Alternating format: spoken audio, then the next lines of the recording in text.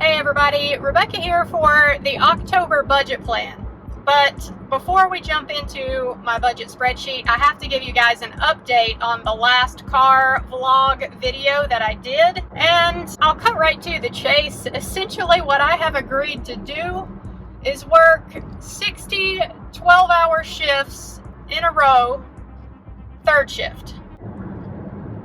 Yeah, so if you missed the last car vlog video, I'll give you a quick breakdown. But first, if this happens to be your first video on my channel, welcome. I'm here on YouTube documenting my journey to reach financial independence and retire early. I'm 35, single, living in North Carolina, doing this on a single income. I am still in debt and trying to work my way out of that while simultaneously building enough wealth so that I am able to retire early and stop having to work for a paycheck to cover my living expenses. So if you are interested in following that journey to see how I'm going to accomplish this, then subscribe down below.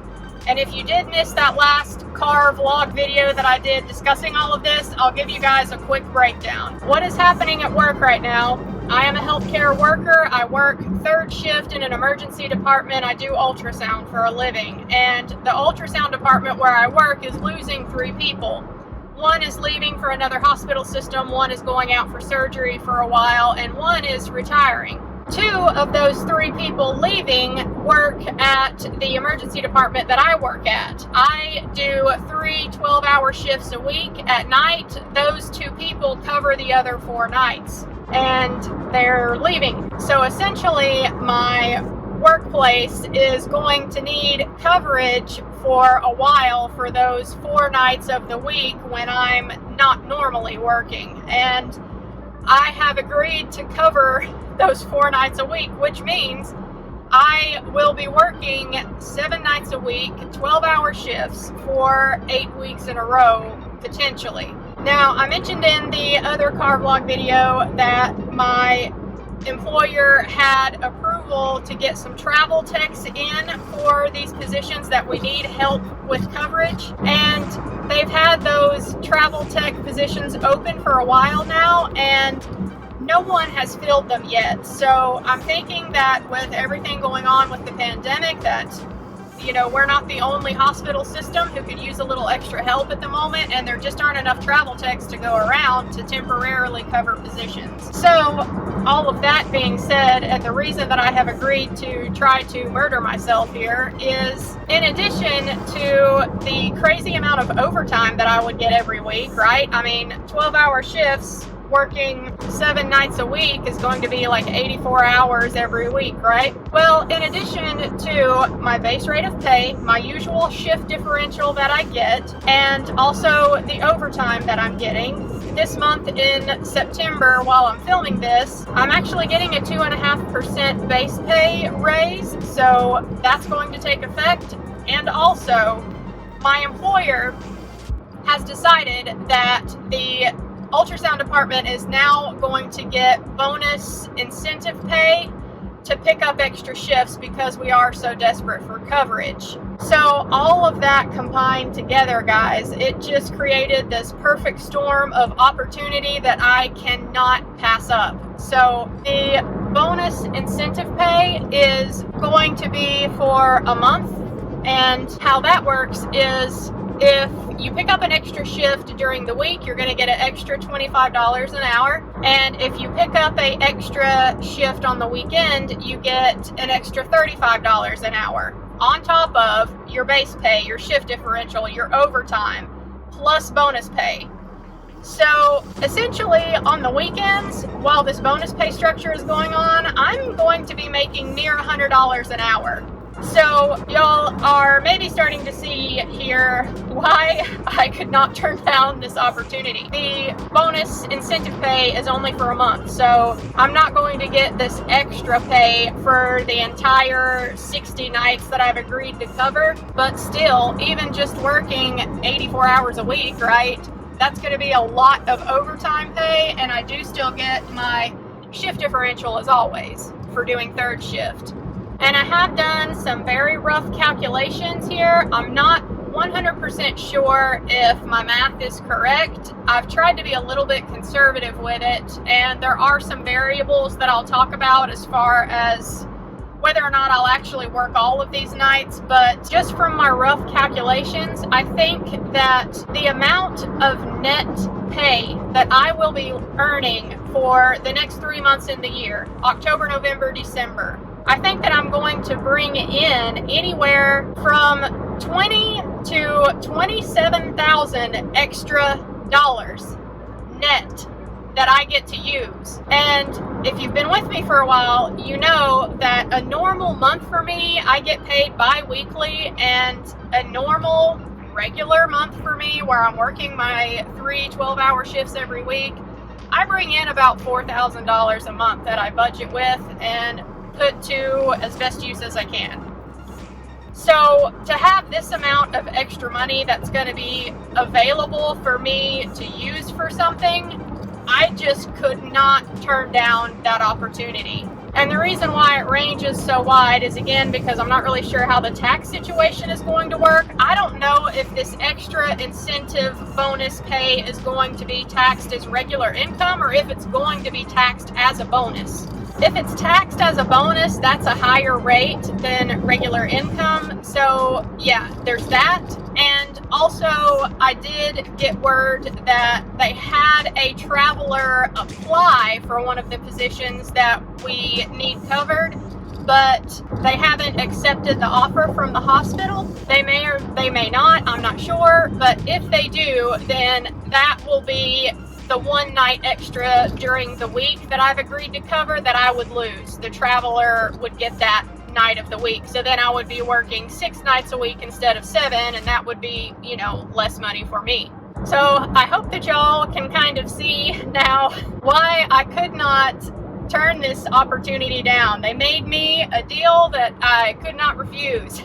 And if you've been with me for a while, then you also know that I do have a lengthy commute. One way to get to work for me is about an hour and 10-minute drive. So I'm on my way to work right now. And the thought of doing 12-hour shifts and tacking on an hour and 10-minute drive each way, working 7 nights a week, I did consider the physical impacts of that, you guys. So I am going to do a few things to try and help me prepare for this craziness that I have agreed to do.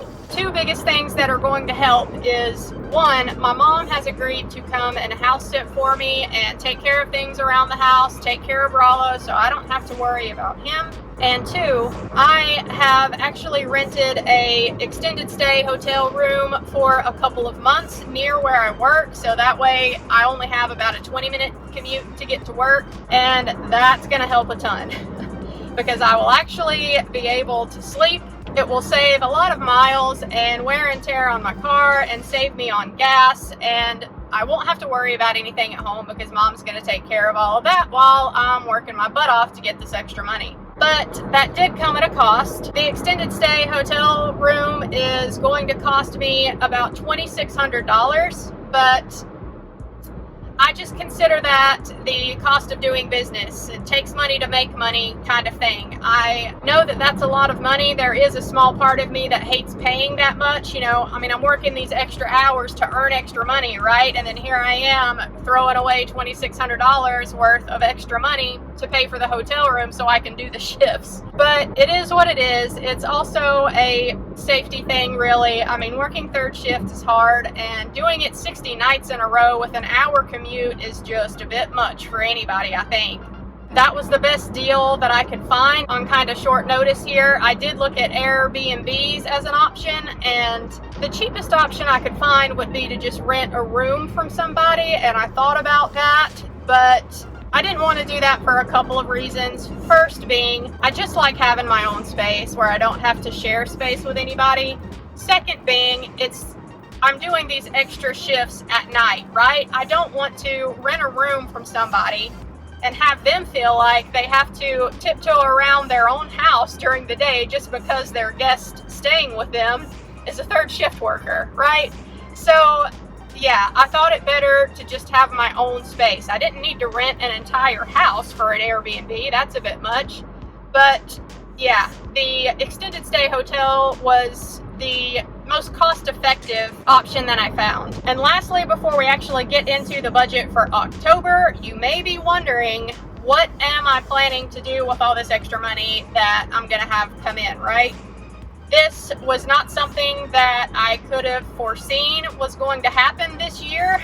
So I'm going to take advantage of it as best I can. And y'all know that the current financial goal that I have been working on or wanting to do is to get this car paid off early. I wanted to try and race the amount of debt that I owe on the car to zero with my student loans. I owe about $15,000 on my student loan debt. I owe about $30,000 on the car. The interest rates on both are almost exactly the same. So I thought it would be a fun kind of gamified way if I could try and race my student loan debt to zero and see how quickly I could pay off this car. But when I started thinking about this extra amount of money that I have coming in, I thought to myself, is this really the most wise use of this extra money? And really, you guys, when I think about it, if I am able in 8 weeks from now to completely pay off my remaining student loan debt in one fell swoop, why wouldn't I do that, right? That would be an extra $475 every single month that I could then throw at this car debt. So considering that I'm thinking I'm going to net an extra $20,000 to $27,000 for working all these shifts that I've signed up for, I think the smartest thing to do would be to pay off my student loan debt completely, have that gone by the end of 2021, and then I'll also have some extra money left over. I'm hoping I'll have at least $6,000 left over that I will go ahead and save back. I will have that ready come 2022 so I can go ahead and fund my Roth IRA for 2022. Then that will be done, so I won't have to put away money for that, and the $500 a month that I could be putting at a Roth IRA will also go to this car debt. Meaning, I think if things go according to plan next year and I'm disciplined about it, I think that I could actually pay this car off entirely in 2022.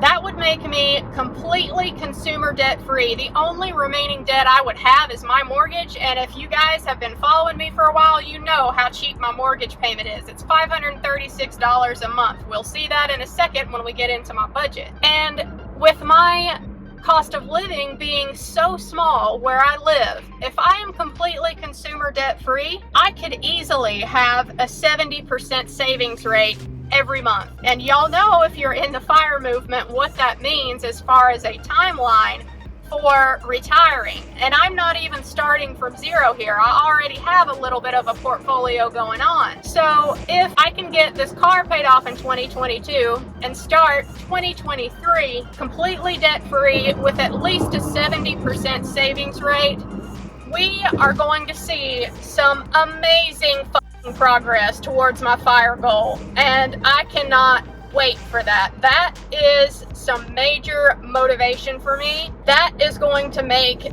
this murderous 60 days in a row completely worth it. I know that this is not going to kill me. I can do this. And this extra money is going to give me such a boost on the journey that I just cannot turn it down. So yeah, I had to give you guys the lowdown before we jumped into the October budget. This is what is going to be happening for the remainder of the year here. If I do end up working 60 nights in a row, I'm sure that y'all will understand if I am not uploading to YouTube as frequently as I usually do.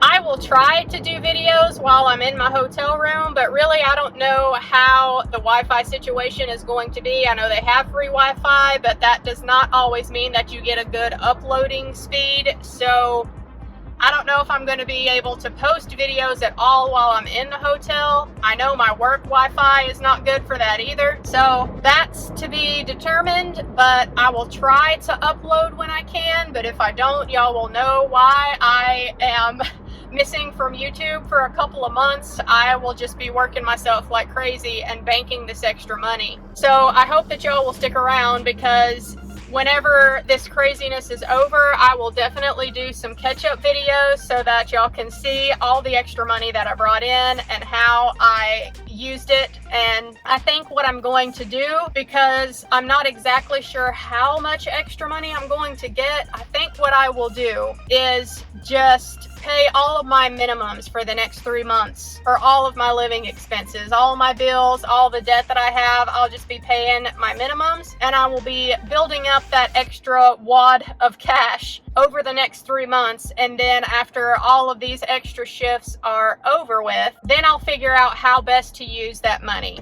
I really think that I will have enough to do my Roth IRA and pay off my student loans. Those are the two things I definitely want to do. If I have extra money left over, it depends how much extra money I have, but I may actually hold some of that back for taxes come 2022, because I have no idea how my tax situation is going to look between me working as much overtime throughout this entire year as I have. Options income that I started this year, granted I haven't had much, so I don't think that's going to be a big impact, but still something to think about.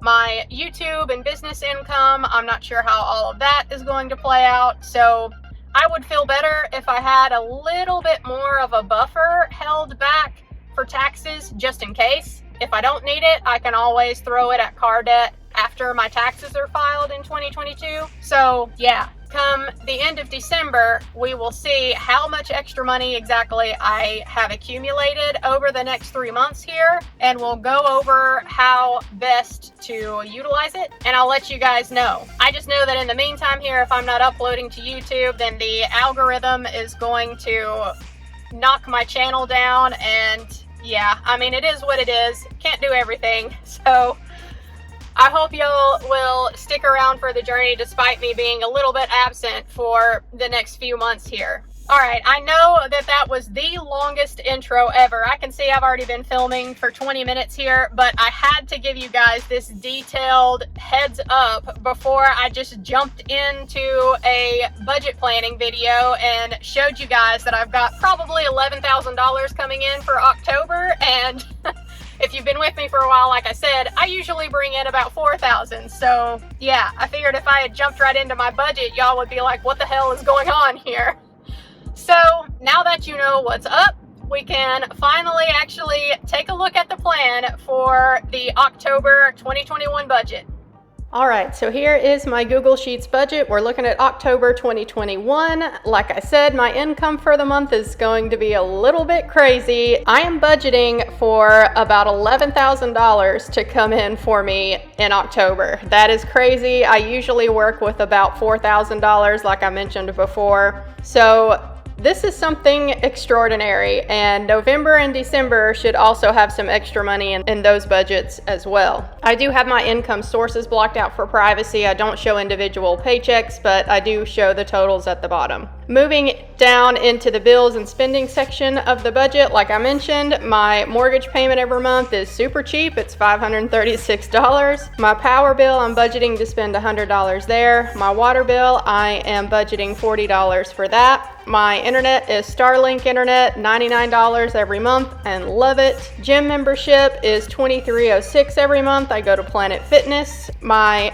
gas for my car, I'm budgeting $200 here. I'm not sure, factoring in the hotel stay, if I'm going to be above or below that. I don't know, we'll see, but I'm budgeting $200 for gas for my car. And the extended stay hotel, I have to pay for the first 28 days up front when I check in, so that's going to be about $1,400. In total, my hotel stay should be about $2,600. That's a lot of money, but I think it will be worth it. If I end up working 7 nights a week for 60 days in a row, then the hotel room is going to totally be worth it, and it will pay for itself. My groceries and household, I am leaving that at $400 like usual. I am going to do some meal prepping for when I am in the hotel, but I'm not going to meal prep meals for every single night that I'm working. So there is going to be some delivery and some eating out. I will probably stop at Starbucks more than once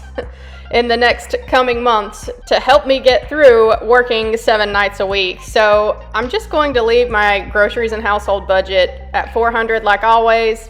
I may go over like usual or By some miracle, I may be under. We'll see. I'm not really sure how staying in the hotel is going to affect all of this in the end, so we'll find out.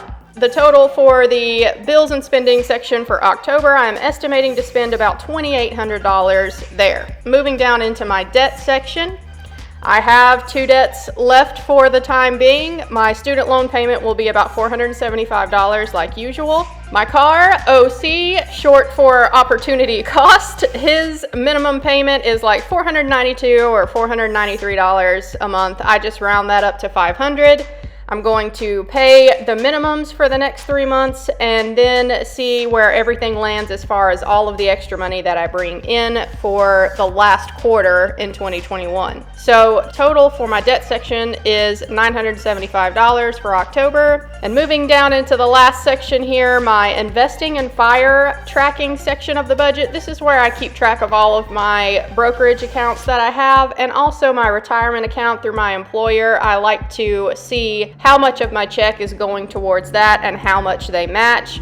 But y'all can see that this section is completely blank, and that is because I'm not planning on throwing anything extra to my brokerage accounts. My Roth IRA for 2021 is already maxed out, and with all of the extra hours that I am picking up, I have no idea how much of my checks will end up going to my 403B and how much the match is going to be. I could try and estimate it, but I would probably be wrong.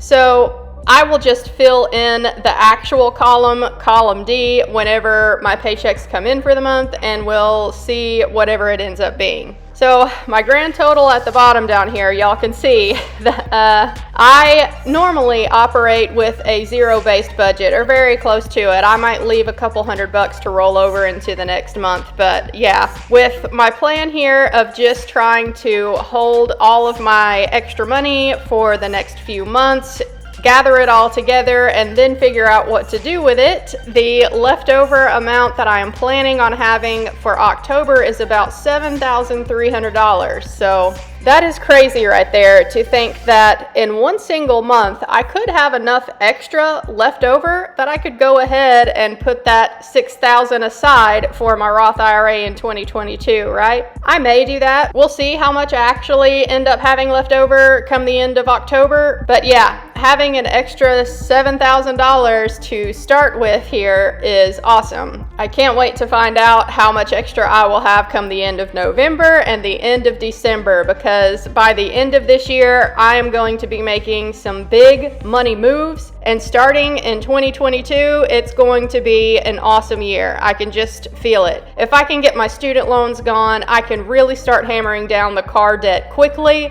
My Roth IRA should already be taken care of. All of that is going to help me get my car hopefully completely paid off in 2022. And then this entire debt section in my budget will be completely gone. And so will my debt breakdown section down here. I can completely get rid of this and just focus on my investing and fire tracking section of the budget, which is amazing. And I can't wait to see when that happens what this little section over here will look like. This section gets updated as I fill out my budget for the month, but it automatically calculates my savings rate for me. And for me, I don't count debt payments towards my savings rate, so once my debt is gone, I am expecting this number to easily get up to 70% or more. This tiny little box really is my favorite section in the whole budget. And my Am I Fi Yet? Am I Financially Independent Yet? If you have not seen this before, I use column E here in my fire tracking section to update all of the balances in my various accounts that I have. So when I update all of my balances, it calculates a total down here. And this Am I Fi Yet section gives me a percentage of how close I am to my 1.2 million invested goal fire number.